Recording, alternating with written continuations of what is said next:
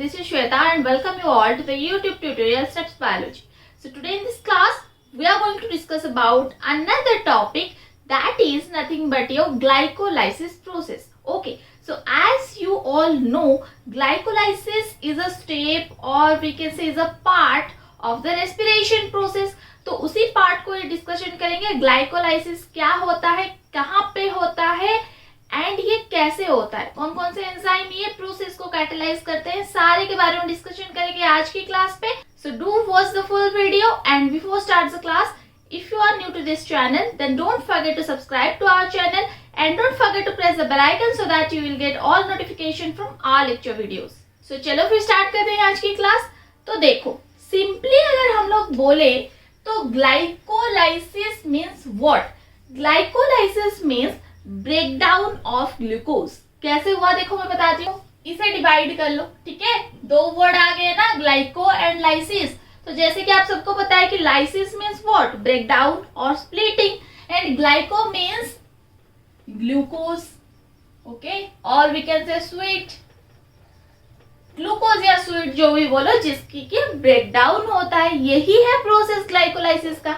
And breakdown क्यों होता है? क्योंकि एनर्जी रिलीज होता है ये प्रोसेस पे, ठीक है. सो बेसिकली बोल सकते हैं कि ये एक बहुत ही सिंपल सा प्रोसेस है जो कि रेस्पिरेशन प्रोसेस में एक पार्ट निभाता है. एंड इसके दौरान ग्लूकोज जो है वो ब्रेकडाउन होके पाइरुवेट बनाता है एंड ये प्रोसेस के थ्रू कुछ एनर्जी रिलीज होता है. देखो डायग्रामेटिक अगर हम लोग समझें तो देखो फर्स्ट ऐसे लिखूंगी ग्लूकोज, ठीक है, सारा का सारा काम यही ग्लूकोज ही करेगा. ग्लूकोज कितने कार्बन के रहते हैं? 6 कार्बन के रहते हैं, ये हमें पता है. यहाँ पे क्या होगा, ये जो ग्लूकोज 6 कार्बन का है यहाँ पे इसकी ब्रेकडाउन होगी, ठीक है, ब्रेकडाउन होगी, स्लोली ब्रेकडाउन होगी, इसलिए नाम हो गया लाइसिस. ब्रेकडाउन होके ये 3 में डिवाइड हो जाएगा, ठीक, 3 कार्बन एंड 3 कार्बन. ये कितने का था? 6 कार्बन का था ना, तो ये डिवाइड हो गया 3 कार्बन एंड 3 कार्बन. ये जो 3 कार्बन जो 2 मॉलिक्यूल यहाँ पे बन रहे हैं यही होते हैं पाइरुवेट. ओके, इसीलिए आप लिखते हैं कि 2 मॉलिक्यूल ऑफ पाइरुवेट. तो यही होता है सिंपली आपका ग्लाइकोलाइसिस प्रोसेस, और कोई बड़ी बात नहीं है. स्टेप्स देखेंगे विद एंजाइम्स, ठीक. तो बेसिकली यहाँ पे एक 6 कार्बन कंपाउंड जो कि ग्लूकोज है उसका ब्रेकडाउन हो रहा है एंड ब्रेकडाउन होके लास्ट में प्रोडक्ट वो 3 कार्बन के 2 कंपाउंड बनाता है एंड उसी 3 कार्बन कंपाउंड का नाम क्या है? पाइरुवेट, ठीक है. एंड इसके दौरान बहुत सारे एनर्जी रिलीज होते हैं. ओके, तो चलो फिर पॉइंट्स लिखते हैं ग्लाइकोलाइसिस का. So first important point is glycolysis is also known as Embden Meyerhof pathway, ठीक है. It is also known as एम्बेडेन-मेयरहोफ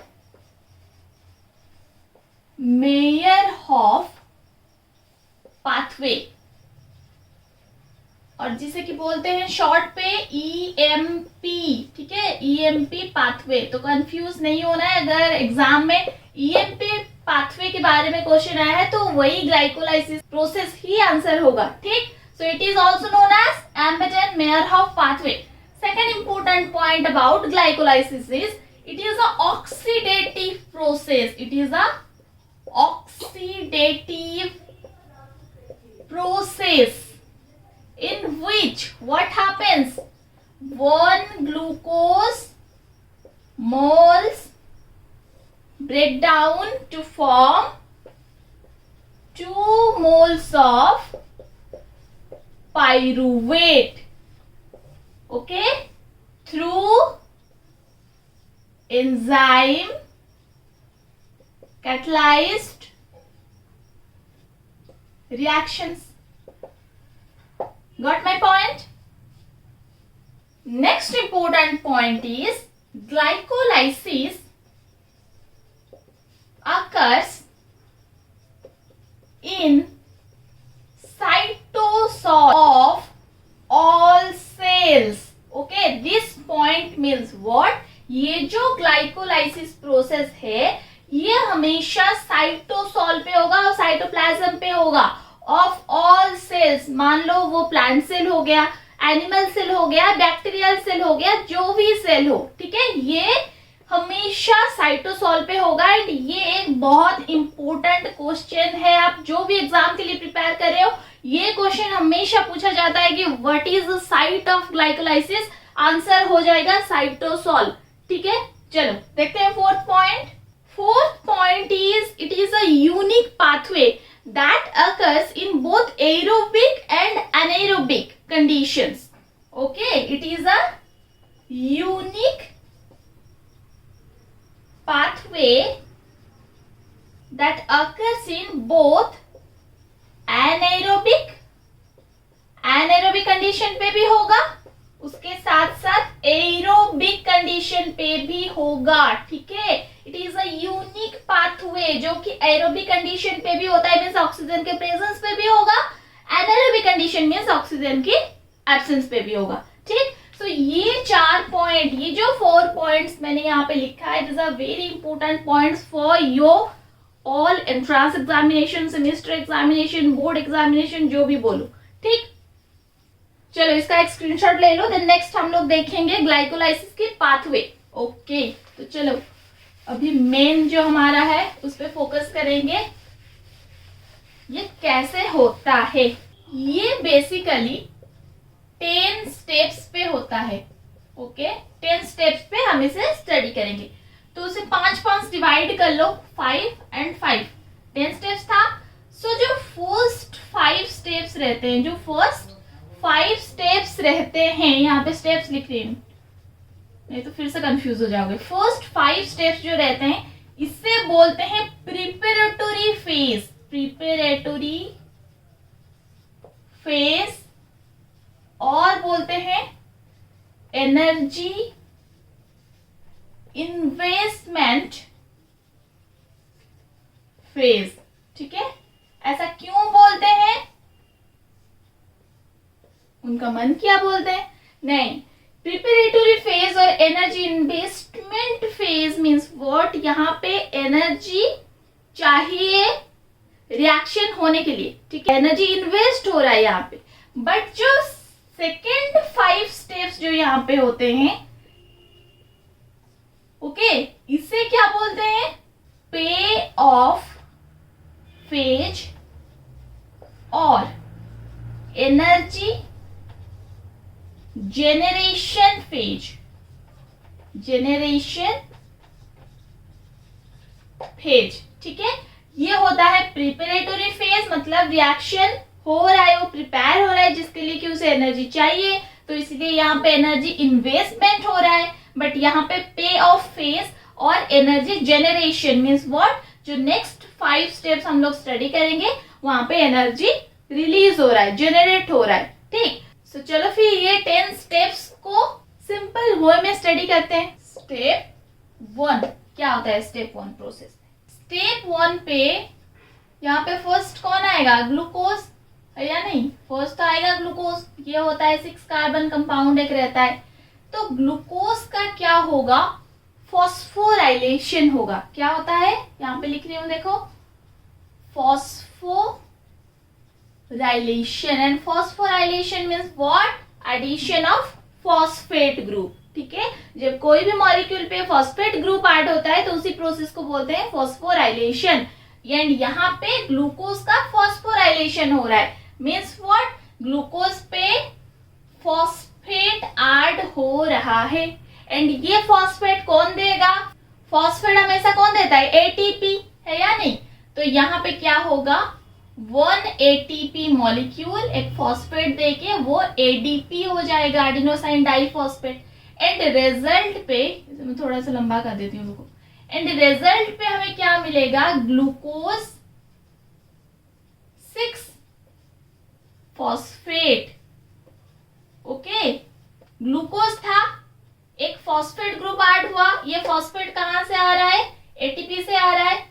then result में हमें क्या मॉलिक्यूल मिल रहा है, यहाँ पे ग्लूकोज 6 फॉस्फेट, देखो बॉक्स बना रही हूं मैं इसे, ओके। तो ये जितने भी काम अभी हुए, इसे एंजाइम कौन करवाता है वो तो जानना बहुत जरूरी है ना। तो एंजाइम यहाँ पे आ जाएगा हेक्सोकाइनेज, ठीक है, एंजाइम हेक्सोकाइनेज ये रिएक्शन को कैटालाइज करता है। एंड यहाँ पे देखो एक ट्रिक बता रही हूं तुम्हें, जब एटीपी ऐड हो रहा है कोई भी रिएक्शन पे, जब एटीपी ऐड होता है तो एंजाइम के लास्ट पे काइनेज वर्ड आ जाता है, ठीक है। एंड हेक्सो क्यों लगा, क्योंकि ये एक हेक्सोस मॉलिक्यूल है, 6 कार्बन मॉलिक्यूल है, तो इसीलिए हेक्सो। एंड क्योंकि एटीपी ऐड हो रहा है तो काइनेज, एंजाइम का नाम हो गया हेक्सोकाइनेज। एंड ये जो एंजाइम है ना, ये भी कभी कभी किसी की मदद की जरूरत होती है। इसे कौन मदद करते हैं भाई, Mg2+, मैग्नीशियम 2+ और मैंगनीज 2+, ठीक है। Hexokinase sometimes require Mg2+, that is magnesium 2+ और मैंगनीज 2+ फॉर देयर एक्टिविटी। चलो फर्स्ट स्टेप कंप्लीट हो गया। अब चलते हैं स्टेप नंबर 2 और सेकेंड स्टेप। स्टेप 2 में क्या होता है, देखो ये जो ग्लूकोज 6 फॉस्फेट अभी हमें मिला था, ये क्या हो जाएगा, ये आइसोमराइजेशन इसकी हो जाएगी, ठीक है। आइसोमराइजेशन होगा, ये हो जाएगा फ्रुक्टोज 6 फॉस्फेट। ओके, जैसे कि तुम सबको पता है कि ग्लूकोज एंड फ्रुक्टोज ये दोनों क्या होते हैं, आइसोमर होते हैं आपस में। तो यहाँ पे क्या प्रोसेस हो रहा है, आइसोमराइजेशन प्रोसेस। तो यहाँ पे लिख सकते हैं हम लोग आइसोमराइजेशन प्रोसेस हो रहा है। एंड ये देखो, अब देखो ये अगर स्टेप 2 पे आइसोमराइजेशन रिएक्शन हो रहा है तो इसे कैटालाइज कौन करेगा, फॉस्फो ग्लूको आइसोमरेज एंजाइम, ठीक है।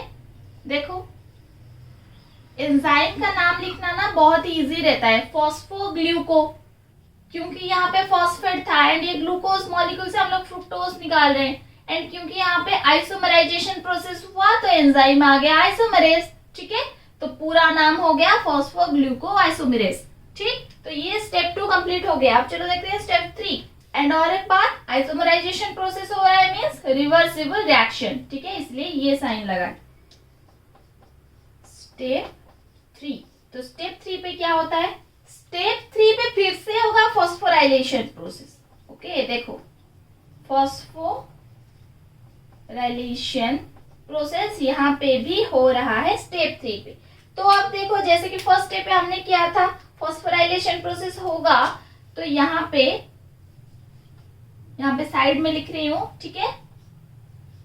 फॉस्फोराइलेशन प्रोसेस होगा तो फ्रुक्टोज 6 फॉस्फेट था, क्या निकलेगा रिजल्ट पे, फ्रुक्टोज 1,6 बाई फॉस्फेट, ये आएगा। तो एक फॉस्फेट था और एक फॉस्फेट यहाँ पे जॉइंट हो रहा है, तो 1,6 by phosphate means what, 1 carbon पे एक फॉस्फेट है एंड 6 कार्बन पे और एक फॉस्फेट ग्रुप है। एंड यहाँ पे फॉस्फेट आ रहा है, ऐड हो रहा है मीन्स कौन यहाँ पे हेल्प कर रहा है, एटीपी। एटीपी एक फॉस्फेट देके क्या हो जाएगा, एडीपी, ठीक। एंड अभी बात करेंगे एंजाइम की, तो एंजाइम क्या होगा इस पे जरा सोचो तो, ब्लू में लिखते हैं, चलो फॉस्फो फ्रुक्टो काइनेज। ओके, ऐसा क्यों हुआ एंजाइम का नाम, क्योंकि ये फ्रुक्टोज मॉलिक्यूल की फॉस्फोराइलेशन प्रोसेस हो रहा है तो इसीलिए फॉस्फो फ्रुक्टो, एंड क्योंकि एटीपी यहाँ पे वर्क कर रहा है तो हो गया काइनेज। एंजाइम का नाम क्या हो गया, फॉस्फो फ्रुक्टो काइनेज। ओके, चलो स्टेप 4 लिखेंगे, स्टेप 4। ओके, प्रोडक्ट क्या था, फ्रुक्टोज 1,6 बाई फॉस्फेट, यही था। तो अब इसके ऊपर पे स्टेप 4 पे काम करेंगे। तो ये जो फॉस्फो फ्रुक्टो 1,6 बाई फॉस्फेट था मीन्स व्हाट, यहाँ पे कितने कार्बन मॉलिक्यूल है, 6 कार्बन मॉलिक्यूल है एंड 2 फॉस्फेट ग्रुप है, यही है। तो 6 कार्बन मॉलिक्यूल है एंड 2 फॉस्फेट ग्रुप है ये मॉलिक्यूल पे। अब फ्रुक्टोज 1,6 बाई फॉस्फेट डिवाइड हो जाएगा, ठीक है, इसकी ब्रेक डाउन हो जाएगा। अच्छे से देखते रहो, ये एक इम्पोर्टेंट स्टेप है। तो अगर इसके पास 6 कार्बन एंड 2 फॉस्फेट थे एंड इसे अगर मैं 2 से डिवाइड करूं तो इंडिविजुअली कितना आएगा रिजल्ट? मैथ तो स्ट्रॉन्ग होगा ना आप लोगों का। 3 कार्बन एंड 1 फॉस्फेट आएगा या नहीं? 3 कार्बन एंड 1 फॉस्फेट, ठीक है। 6 कार्बन 2 फॉस्फेट था, उसे 2 से इक्वली डिवाइड किया गया तो आ गया 3 कार्बन 1 फॉस्फेट, यहाँ पे 3 कार्बन 1 फॉस्फेट। अब जो भी मॉलिक्यूल पे 3 कार्बन एंड 1 फॉस्फेट रहता है उसे बोलते हैं ट्राइयोस फॉस्फेट। ट्राइयोस फॉस्फेट, तो यहाँ पे एक ट्राइयोस फॉस्फेट लिख रही हूं, यहाँ पे भी एक लिखेंगे ट्राइयोस फॉस्फेट, ट्राइयोस फॉस्फेट। अब देखो यहाँ पे ट्विस्ट क्या आ रहा है, दोनों के दोनों तो ट्राइयोस फॉस्फेट बन गए, ठीक है, बट इनकी जो फॉर्म्स रहता है वो अलग हो जाएगा। इनकी फॉर्म्स, एक आ जाएगा आपका एल्डिहाइड फॉर्म पे, ओके, एंड एक आ जाएगा आपका कीटोन फॉर्म पे, ठीक। 3 कार्बन है, 1 फॉस्फेट है एंड वो एक एल्डिहाइड कंपाउंड है, तो नाम क्या हो जाएगा? Glyceraldehyde, glyceraldehyde 3 phosphate, okay. And यहाँ पे 3 carbon 1 phosphate and ketone group है, मींस नाम हो जाएगा डाइहाइड्रोक्सी एसीटोन फॉस्फेट, ओके। तो ये जितने भी प्रोसेस स्टेप 4 में हो रहा है इसे हम लोग क्या लिख सकते हैं? इसे हम लोग लिख सकते हैं क्लीवेज हो रहा है। क्या हो रहा है? क्लीवेज हो रहा है, ठीक है। एंड ये जो है रिएक्शन, इसे कैटलाइज कौन करता है? एल्डोलेज एंजाइम, एल्डोलेज एंजाइम, ठीक है। चलो स्टेप 4 अच्छे से समझ में आ गया, क्योंकि यही इंपॉर्टेंट एक फेज है, ठीक है। ये थोड़ा सा समझने में दिक्कत आ जाता है, नहीं तो बाकी सारे सिंपल है। अब देखते हैं स्टेप 5। स्टेप 5, अब स्टेप 5 प्रोसेस में फिर से आइसोमराइजेशन प्रोसेस होता है। देखो फिर से क्या होगा? आइसोमराइजेशन प्रोसेस होगा। किनके बीच में आइसोमराइजेशन प्रोसेस होगा? देखो यहीं पे लिख रही हूँ, ठीक है। स्टेप 5 एरो मार्क दे दी हूँ। ये स्टेप पे, in this step dihydroxy acetone phosphate is isomerized into glyceraldehyde 3 phosphate, ठीक है। और एक बार बोलती हूँ, dihydroxy acetone phosphate is isomerized into glyceraldehyde 3 phosphate and ये रिएक्शन को कैटलाइज करता है ट्राइयोस फॉस्फेट आइसोमरेज, ओके। जैसे वहां पे था आइसोमरेज एंजाइम आ जाएगा, एंड क्योंकि दोनों के दोनों ट्राइयोस फॉस्फेट है, इनके बीच आइसोमराइजेशन प्रोसेस हो रहा है, तो एंजाइम हो जाएगा ट्राइयोस फॉस्फेट आइसोमरेज। एक बार मुझे बोलो कि स्टेप 4 एंड स्टेप 5 सबको समझ में आया या नहीं, ठीक है, क्योंकि ये दोनों ही इंपॉर्टेंट पॉइंट है। और एक बार बता रही हूँ, देखो स्टेप 4 पे फ्रुक्टोज 1,6 बाइफॉस्फेट जो था ये डिवाइड हो जाएगा इक्वली। एक आएगा आपका एल्डिहाइड फॉर्म पे, एक आएगा कीटोन फॉर्म पे। एल्डिहाइड फॉर्म पे जो आया उसका नाम हो गया ग्लिसरल्डिहाइड 3 फॉस्फेट, कीटोन फॉर्म पे जो आया उसका नाम हो गया डाइहाइड्रोक्सी एसीटोन फॉस्फेट। अब स्टेप 5 पे क्या हो रहा है? ये दोनों अपने आप चेंज हो रहे हैं, ठीक है, आइसोमराइजेशन प्रोसेस हो रहा है। तो यहाँ पे डाइहाइड्रोक्सी एसीटोन फॉस्फेट जो था वो ग्लिसरल्डिहाइड 3 फॉस्फेट को आइसोमराइज्ड हो गया, जिसे कि कैटलाइज करता है ट्राइयोस फॉस्फेट आइसोमरेज एंजाइम, ठीक। तो यहाँ पे क्या समझ में आ रहा है कि अभी हम लोग जो स्टेप 6 में से जो बात करेंगे, जो भी रिएक्शन होगा वो किससे होगा? ग्लिसरल्डिहाइड 3 फॉस्फेट से, क्योंकि यहाँ पे तो डाइहाइड्रोक्सी एसीटोन फॉस्फेट आइसोमराइज्ड हो गया ना। तो हम इसके बाद हम लोग जो भी बात करेंगे वो बात करेंगे हम लोग ग्लिसरल्डिहाइड 3 फॉस्फेट पे। एंड क्योंकि यहाँ पे ये एक मॉलिक्यूल एंड ये एक मॉलिक्यूल था, तो हम क्या लिखेंगे? 2 मोल्स ऑफ ग्लिसरल्डिहाइड 3 फॉस्फेट। चलो लिखते हैं step 6। Next come to the step number 6। तो यहाँ पे हम क्या लिखेंगे अभी, ग्लिसरल डिहाइड 3 फॉस्फेट, ठीक। एंड यहाँ पे two molecules of glyceraldehyde 3 phosphate, यहीं से अभी हम लोग फर्दर बात करेंगे, ठीक। चलो, तो अब मुझे बताओ कि ये जो ग्लिसरल डिहाइड 3 फॉस्फेट था, ये एक एल्डिहाइड मॉलिक्यूल था या नहीं? ये एक एल्डिहाइड मॉलिक्यूल था। जब एल्डिहाइड मॉलिक्यूल ऑक्सीडाइज्ड होता है तो वो फॉर्म करता है कार्बोक्सिलिक एसिड, ठीक है, ये बात को ध्यान देना है। कार्बोक्सिलिक एसिड कब होगा? जब ऑक्सीडेशन होगा। तो यहाँ पे ग्लिसरल डिहाइड 3 फॉस्फेट ऑक्सीडेशन प्रोसेस के थ्रू फॉर्म करेगा एक कार्बोक्सिलिक एसिड, जिसका नाम क्या है? जिसका नाम है 1,3 बाइफॉस्फो ग्लिसरेट और ग्लिसरिक एसिड, जो भी बोलो, ग्लिसरिक एसिड भी लिख सकते हैं या ग्लिसरेट भी लिख सकते हैं, ठीक है। समझ में आया कि ग्लिसरल डिहाइड 3 फॉस्फेट से 1,3 बाइफॉस्फोग्लिसरिक एसिड कैसे फॉर्म हुआ? क्योंकि वो एक एल्डिहाइड था। एल्डिहाइड पे जब ऑक्सीडेशन होता है तो वो कार्बोक्सिलिक एसिड निकालता है, एंड यहाँ पे ये कार्बोक्सिलिक एसिड है, जस्ट नाम हो गया 1,3 बाइफॉस्फोग्लिसरिक एसिड। तो जैसे कि हमने फर्स्ट बात किया था कि स्टेप 1 से लेके स्टेप 5 तक एनर्जी इन्वेस्ट होगा, जो कि हो गया। एटीपी 2 बार लगे हैं फॉस्फोराइलेशन प्रोसेस पे, बट यहाँ पे स्टेप 6 आ गया, मीन्स व्हाट, एनर्जी जेनरेट होगा।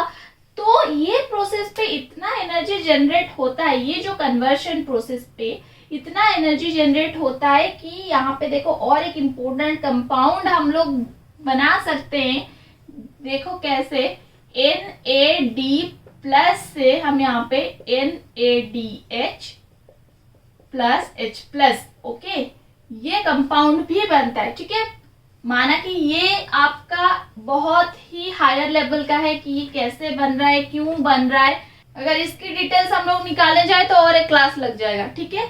अगर आप लोगों को चाहिए ये कैसे हो रहा है, क्यों हो रहा है, तो कमेंट पे बोलो, हो सकता है तो और एक क्लास लेंगे।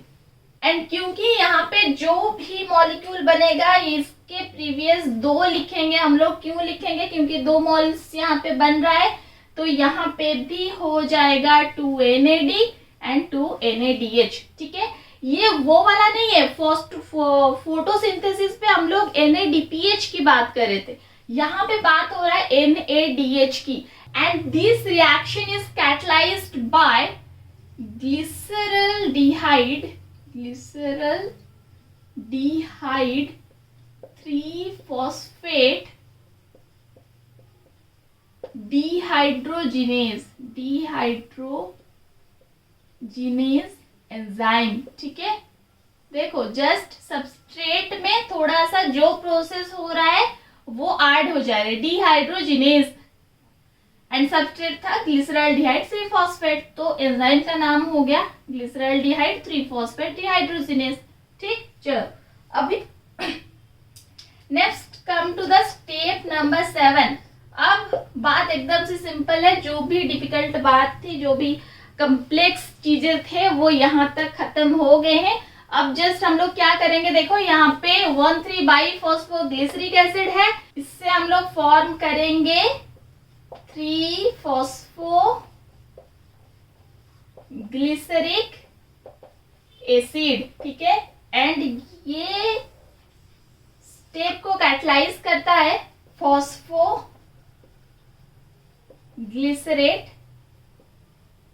काइनेस एंजाइम, ठीक, फॉस्फोग्लिसरेट काइनेस एंजाइम। तो यहाँ पे आप मुझे बताओ, ठीक, यहाँ पे तो 2 लिखेंगे, आप यहाँ पे मुझे बताओ कि 1,3 बाइफॉस्फोग्लिसरिक एसिड से अगर 3 फॉस्फोग्लिसरिक एसिड फॉर्म होता है तो यहाँ पे क्या लिखेंगे? साइड पे एटीपी वापस चला जा रहा है या नहीं? तो यहाँ पे हम लोग 2 ADP दे देंगे, तो वो 2 फॉस्फेट मॉलिक्यूल को अपने साथ लेके यहाँ से निकल जाएगा। 2 एटीपी बना देगा। ठीक है, तो यहाँ पे एटीपी जनरेट हो रहा है या नहीं? देखो लास्ट जो 5 स्टेप्स था वो एनर्जी जनरेट होगा, पे ऑफ फेज बोलते हैं उसे।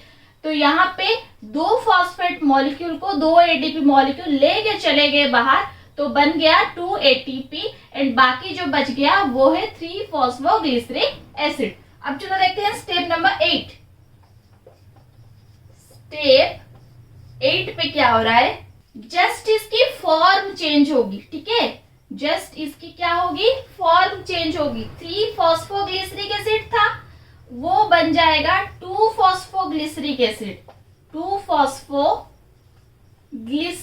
एसिड। एंड ये कैसे होता है? देखो जब हम लोग जब हम लोग केमिकल फॉर्मूला लिखेंगे इसकी, तो 3 नंबर कार्बन पे, मान लो ये एक रॉफ डायग्राम है, इस तरह से 3 कार्बन रहते हैं। ठीक, यहाँ पे 3 कार्बन कंपाउंड है, तो ये 3 कार्बन में से 1 2 3 अगर हम लोग देंगे, ये जस्ट रफ डायग्राम है।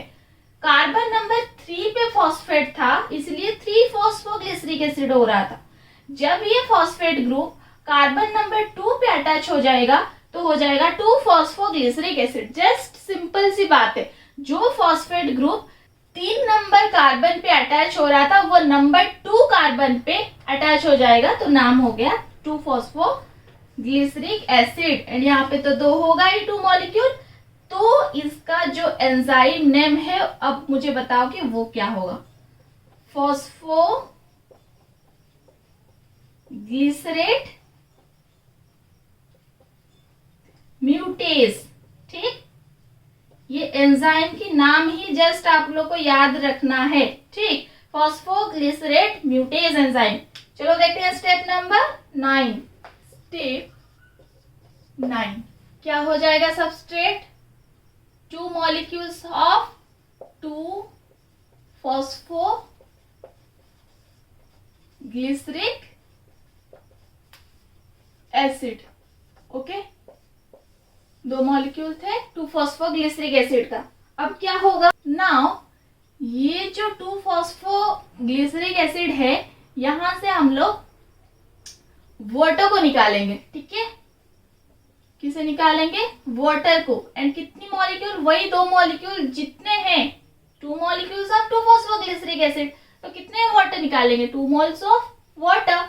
तो यहाँ पे रिजल्ट पे हमें क्या मिलेगा? Product phosphoenol pyruvate.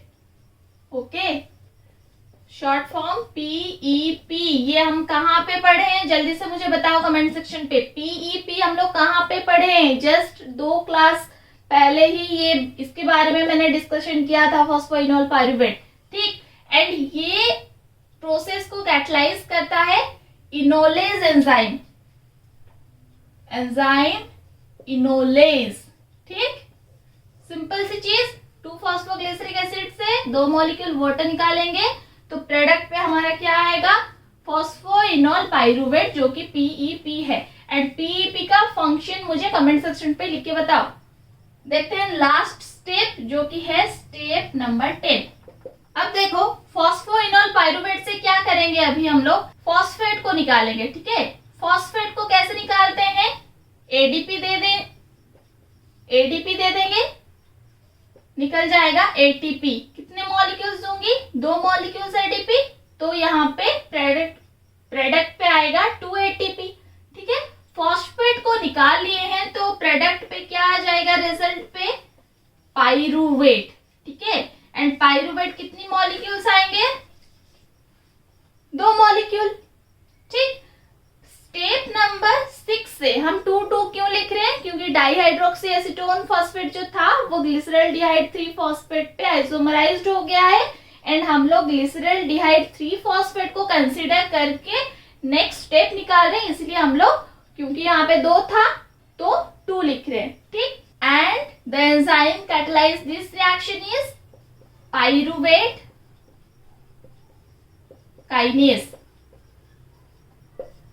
Okay, so this is all about your glycolysis pathway. अभी आप लोग क्योंकि पहली बार अगर ये वीडियो को देख रहे हैं तो थोड़ा सा हार्ड लगेगा कि अरे भाई मैं बायो पढ़ रहा था, ये केमिस्ट्री बीच में कहाँ से आ गया। कोई दिक्कत नहीं है, कोई मुश्किल चीज नहीं है ग्लाइकोलाइसिस प्रोसेस। एक बार वीडियो को 2-2 बार देखो, 3-3 बार देखो, एंड तभी भी आपको कोई प्रॉब्लम आ रहा है, कोई भी डाउट आ रहा है तो कमेंट सेक्शन पे जाके कमेंट पे पूछो और एक बार क्लास करेंगे। ओके, सो अच्छे से वीडियो को देखो एंड वीडियो को स्किप मत करो। स्किप कर दोगे ना तो समझ में नहीं आएगा चीज कि क्या बोल रहे हैं एक्चुअली मैम। तो 2-3 बार देखने के बाद आपको पता चल जाएगा कि एक्चुअल में glycolysis process is a very simple process in which 1 mole of glucose break down through 10 steps to produce 2 moles of pyruvate. Okay, ये थी आज की क्लास के बारे में। जल्द ही मिलेंगे और एक नए क्लास पे और एक नए टॉपिक के साथ। तब तक के लिए bye bye, thank you, have a good day.